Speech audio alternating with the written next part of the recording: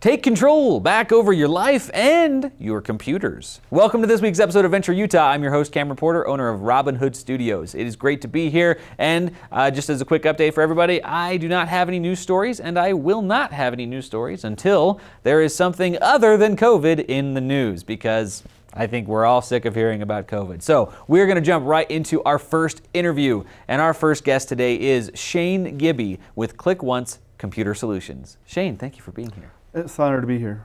Thank you, Cameron. Yeah, no problem. So Click Once Computer Solutions, obviously you offer some computer solutions. Yes. Can you tell us a little bit about what Click Once does? Click Once, we offer enterprise-grade computer solutions for small businesses and homes. So there's a lot of managed services out there that big companies use. We modularize those and put them out per computer, even if you only have one computer, 3, 5, 50, up to 50. That's our target market. Okay. So what kind of solutions are those? What are those enterprise services that people are missing out on, small businesses? So the type of services, we call it no downtime, is our main product, our flagship service. Remote monitoring is where we put a little agent on your machine. It runs in the background. It doesn't give us any personal data about your computer. It just gives health stats. So it shows up, your computer will show up on our monitor, on our dashboard, and I can get phone alerts, text alerts, email, all at the same time saying if you have a problem with your machine. And those problems can be, like your hard drive starting to fail. There's a problem with Windows. Your antivirus didn't update. And with remote monitoring, I'm able to remote into your machine with your permission and see your screen and fix it and help fix the problem, the issue, before it becomes a problem. Wow. And that's awesome because, for a lot of business owners, they have a computer or a laptop that they use for work, and if they have employees, they have computers. Exactly. And things just kind of work and they just kind of function until they don't. And those issues can come out of left field. So you're able to help predict those before they happen and stay on top of them so that the company doesn't have any downtime. Is that right? Correct, yeah. So our no downtime is I combine that remote monitoring and the ability to remote in, plus enterprise-grade antivirus, endpoint management security. We're upgrading to EDR soon, with our tune-ups. So, and with that, we can help eliminate at least 80% of issues before they become problems. Wow. So machines just run faster, safer, and last longer. So when you say tune-up, is that something that you do, remotely with the software, or do you physically go to the place? For at least the first time, we want to come in and give your machine a really good cleaning. We want to blow the dust out. Dust is the enemy. It builds up in the fans, it builds up on the heat sinks and all over in the machine, and it causes heat. And heat causes your equipment to run hotter, and then they don't last as long, and can cause failures and hard drive crashes. And so we take the machines outside, blow the dust out, and that's the clean out part. We check all the components, and then we optimize your operating system, tune up. We have a 33-point checklist for our tune-up.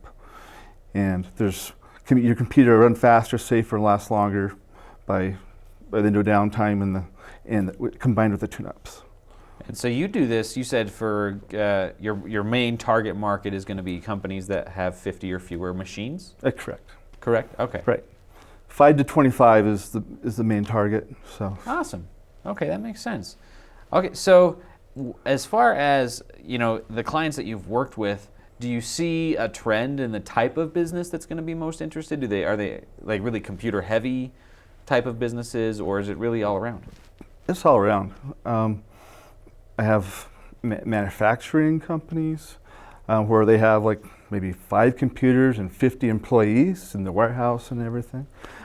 There's accounting firms, even a lawyer, even video production, and maybe they only have like 2 or 3 computers.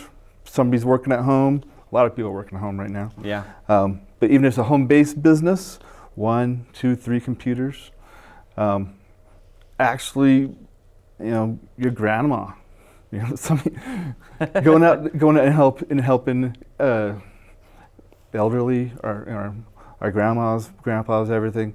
That's fun, and also they're very, very appreciative, and so it makes just helping them out feels good, and they get a discount. It's 25% off. So I love that. That's awesome. So it's kind of like a better, cheaper, faster Geek Squad. Yeah, I'm not gonna say that, but yeah. Well, I'll say that. I'm a client of Click Once, and so I've had the advantage of their services for 5-6 months now. Yeah. So you've been on no downtime for Something that like time. that, yeah. And a couple times I've told you there was an error come up on your computer. Do you remember that? You're running out of hard drive space. That's usually it. Video editing, yeah. So. We do a lot of video, and so yeah, our one of our drives would tend to get full. But I mean, you helped me set up a backup on a server. You helped us diagnose a graphics card problem and figure out that we needed to get it swapped out. You've done a lot of stuff for us so far, and we're just getting started. So it's not just the no downtime product. It's not just that maintenance. You actually also build machines and you do a lot of other things, right? Right, exactly. I also want to talk about a VoIP, voice over IP system for your office here. We go through GoToConnect for that. So there's a lot of different servers. Anything to do with computers, either we do it well, or I know somebody that will do it that I can refer you to. Gotcha. So. Nice. So if someone is looking to expand or looking to grow, would you be a good place to call to get those machines built? Oh, definitely. Yeah. I fix up old machines, upgrades. Upgraded 2 Macs last week. They're 10 years old, and I was impressed how well they worked. After I upgraded the RAM from 4 gig to 8 gig and cloned their old hard drives to SSDs, and wow, this worked incredible. So Apple makes good hardware. I'll say that under breath, just kidding. But reluctantly. Yeah, but you pay for it, yeah. So yeah, absolutely. So for somebody that has a slow machine that's just slow, what is the first thing they should look at? I would say you want to open up your task manager. You right-click on the dashboard, your taskbar at the bottom, go to Task Manager, and it pulls up, and then you want to go to Performance. And Performance gives you the graph. It starts off with your CPU, and it shows you how much of your CPU, your central processing, the brain, is using at that time. And if it's really high, if you're maxed out at 100% or over 70, your computer is not running as fast as it could. It's being overloaded right now.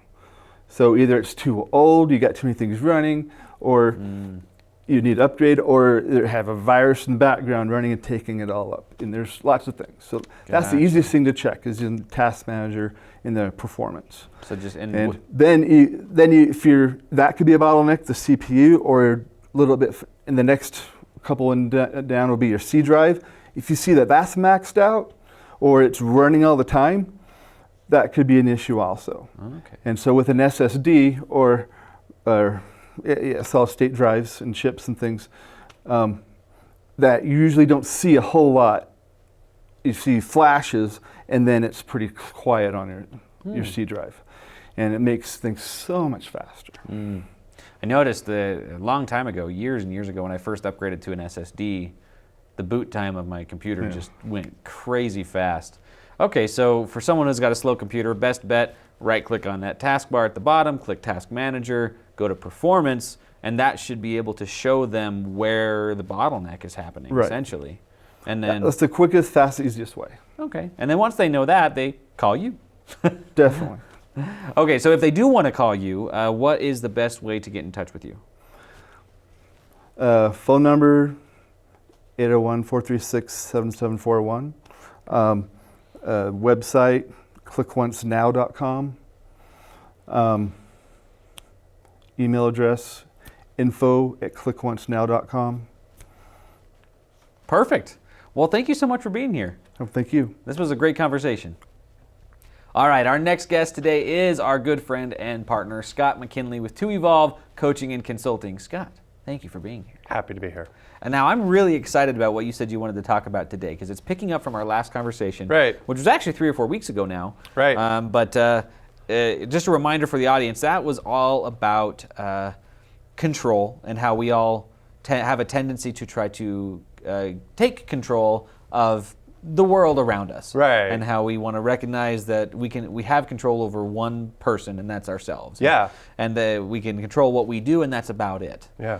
And it was I think it was a good conversation. It was a meaty conversation. It was also kind of a sad conversation. It was, because we didn't really give any direction. We Yeah. just talked about, it's an illusion, man. You don't control anything. The You sunglasses, it's you- illusion, man.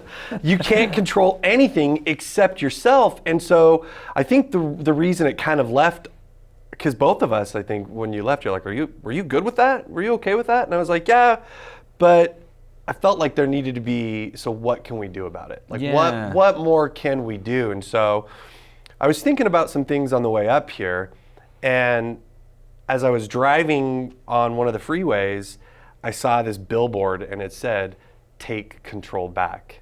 And I went, well, there it is.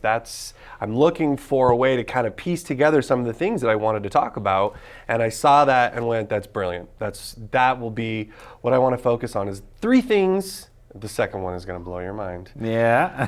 3 things that you can do to start taking control back. So I love, real quick, just side note, you found the red bird. You saw the red Yeah, bird. absolutely. The billboard, take control back. I love that you brought that up, because I really do look for that inspiration of, okay, I'm driving up here. We're a sponsor on the show. I want to make sure that we utilize this time. What? And it's funny, because there are mornings where it's just nothing until it's there. And as soon as I saw the billboard, I went, that's it. That's my red bird. That's what we'll focus on. That will be the tie-in, and it makes so much. And I wasn't even thinking about last episode that I was on, that whole conversation about control. So let's do that. Let's take it the next step. How do we resolve this? How do we bring this back up into a hopeful place? To getting control, to taking control back in your life, the first thing, so I was having a coaching session with a client last night, and she has hypermobility. So that is a physical ailment that she's got. She just experiences pain in all different places of her body. There's really no reason for it except for this hypermobility. And so I asked her, how are you doing? How's your pain been? And she's like, oh, I mean, it is what it is. It's who I am. And I said, okay, so right there, it's who I am.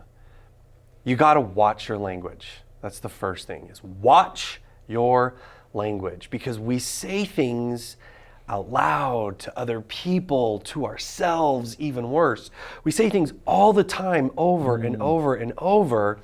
And, as we're wanting control, if the language that we're using is being a victim, where's the control in that? There is absolutely no control there. And it's like the TV show, The Alaskan Bush People. I don't know if you've ever seen that show. Nope. So it's these people, they live up in Alaska. It's this family. It's crazy. They live off the grid. But they've had houses that they've built in the middle of nowhere that have just been burnt down. They've been chased off of property. They've bought boats multiple times, and they've sunk both of the boats. Like, you name it, and it happens to them. And the language that they use about it, whenever something happens, is they go, well, that's just brown luck. That's just the way that it is. We use these things, we use this language that seems self-defeating, it seems victim mentality. I know working with Joe, he taught you to watch out for the obligation of I have to, I should, I must. So the first way that you can start getting control back is realizing you don't have to do anything. There's consequences, that you might have to face if you don't do something, but start realizing that you get to do things. You choose to do things. Instead of this girl saying, well, hypermobility, that's me. Don't be that thought. Don't be that emotion. Eckhart Tolle has a really cool quote that I just recently saw, and he said, rather than being the thought or the emotion, be that awareness behind the emotion. So becoming aware that, I have hypermobility, but I'm not going to let that define who I am. In fact, I'm in the process right now of finding solutions so I can actually live the life that I want to live. How much more powerful is that? How much more control does that give to a person to be able to say, you know what, I'm in the process of finding things that I can do so hypermobility doesn't define me.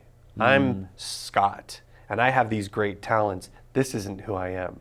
And that kind of bleeds into the second one, the second way that we can really start taking control back. And I may have spoken briefly about this in the past, but I know when I was going through a transition myself and was learning about law of attraction, and was learning about manifesting things, I learned that your focus is everything. What you're focused on, if you're focused on the struggle, if you're focused on the lack, if you're focused on the frustration, just like the red bird, that's what you're going to see. You are actually training your neurons. You're rewiring those neurons in your brain to just be specifically looking for those things that they can connect with. There's an emotion behind it of frustration, and yep, there it is. I knew that there was lack. I knew I wasn't going to have money.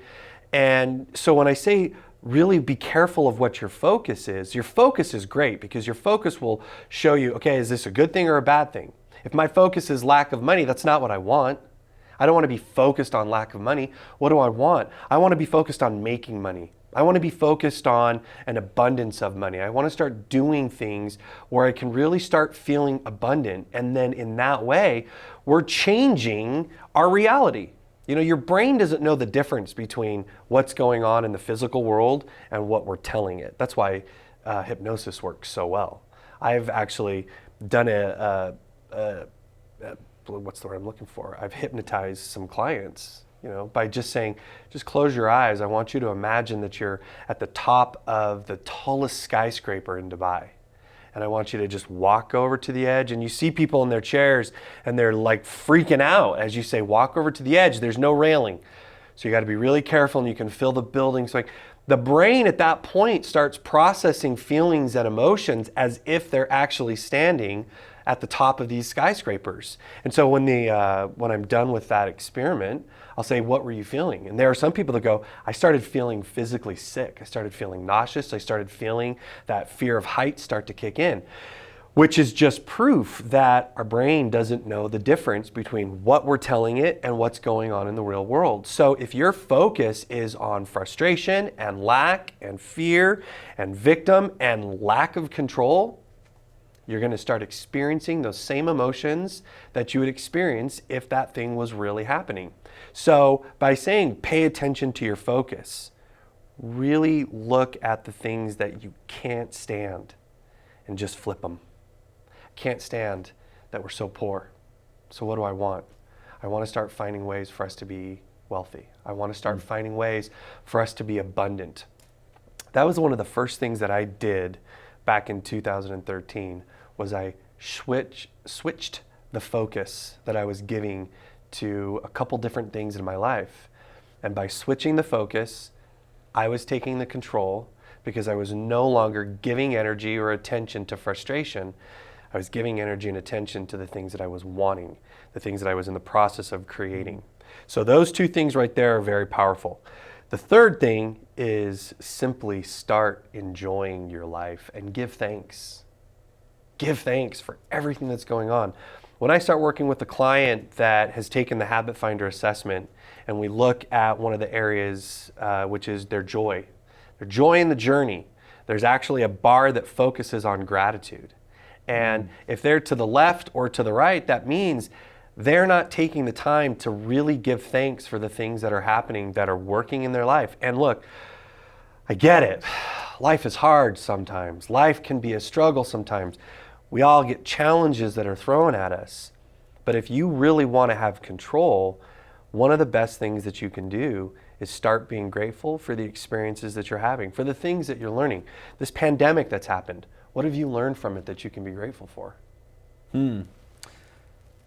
Well, and I'm not hesitating because I can't think of anything. I'm hesitating because I can think of too many. Right. And they come from, all the way from family to, specifically my kids, to my relationship with my wife, to my business, to how I need to run my business, to the importance of, here's a really simple one, to the importance of delegating. Yeah. The importance of having a foundation in place where we can weather the storm properly. Before the pandemic, were you doing that as much? Were you delegating? No.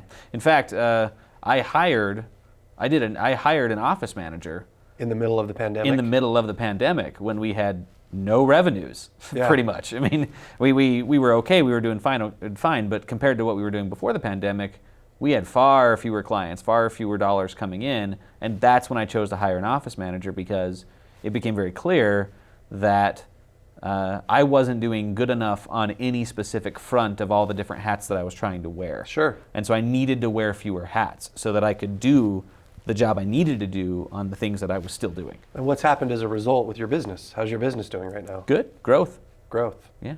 Would you say that that's you being able to take control of a situation that seemed like it was out of control? Mm-hmm. Focusing on things that you are thankful for, things that are working, will shift that joy bar.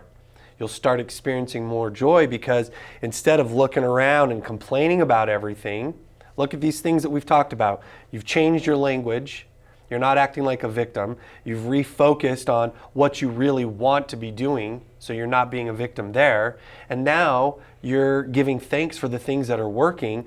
The law of attraction is the more things that it's like a cheat code. Gratitude is such a cheat code for the law of attraction.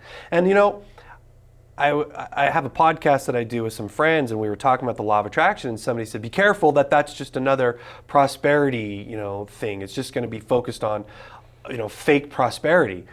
I don't just think the law of attraction is a prosperity thing. I think the law of attraction could be a doom and gloom thing as well. I've given multiple examples in the times that I've been here before personally, where I focused on the worst case scenario, and lo and behold, the worst case scenario manifested every time. So it's not just a look, this is just a try to be prosperous thing. It's a watch your mouth, because if you're not careful, you're going to attract those negative things as well. Well, if you're focused on gratitude, you're focused on just giving thanks. And look, I've recommended it before, The Magic by Rhonda Byrne. It's a 28-day practice on gratitude, and it touches on all different areas: relationships, relationship with money, your career, your employees, your spouse, your health, all different aspects of your life. Every person I've recommended that book to that's done it seriously has changed that victim mentality to one of, holy crap, I'm really in control of what's going on in my life. So, as we were talking about that last time, I just was really wanting to go, what can we do to help people do something now? You can start all of those things right now. Start watching your language. Listen for the shoulds, have to, I must, all that stuff. Listen for the negative talk. Listen for the victim of, well, it's just brown luck. If we didn't have bad luck, we wouldn't have any luck at all. That was my old mantra. Switch your focus. Stop focusing on the negative and turn it into what you want. There's good clarity that will come from that contrast. And lastly, giving thanks. Those are all things that people could do today to start getting more control over what's happening inside of them, which ultimately affects what's going on in the outside world. I love it. Fantastic. And I would just say, take the risk. Try it. It's not going to be easy. You might feel a little bit silly as you first, it might even, when I first started trying to focus on my choices, it actually made me angrier. Yeah. Because it didn't feel like real choices. Like, okay, I have to choose this or my children die. Is that really a choice? And if you deconstruct it all the way down to that base, carnal level, nothing exists but you and the universe, yes, that is a choice. You could choose to die. Yeah. And you're not going to. And there is huge power in that statement. That sounds powerful just listening to you say that, and knowing not so much about who you were before you started working with a coach, before you got that perspective, but I just see so many similarities into who I was before I started working with a coach. And just almost that anger of just holding on to just doubt and rational thought that it can't be that easy. These things can't be that easy to really make a change, but it is. And I've seen it personally. I've seen it with hundreds of clients that I've worked with over the years. And if people want to reach out and talk about it, I'm willing to sit down and do a free coaching session on any of those topics with anybody that watches and goes, okay, I understand it, but I really need to better understand how to apply it. That's what we do as coaches, is we teach the practical implications of these exercises and these things, and we give accountability, and we say, how are you doing with this? And when we catch things, when we hear our client saying things, that's where we go, okay, let's back up. Listen to what you just said. And that client that said that last night, after we spent a couple minutes talking about it, she went, you're absolutely right. I'm defining myself with this hypermobility, and that's not who I want to be. So if anybody's watching and wants to either take the assessment that we do, that Habit Finder assessment, and then do a coaching session on that, or just wants to get a coaching session with me or Joe and just go, I feel like my life is out of control and I really need to take the control back, it's a lot easier than you think. And we're happy to do a free session with anybody. And to get in contact with you for that free session, just email me, Scott at 2evolvecoaching.com. Perfect. Thank you so much for being here, Scott. Happy. I think this was a Happy to be great here. conversation. You bet. All right. And thank you for joining us. That is it for this week's episode of Venture Utah. We'll catch you next week, Friday at 10 a.m.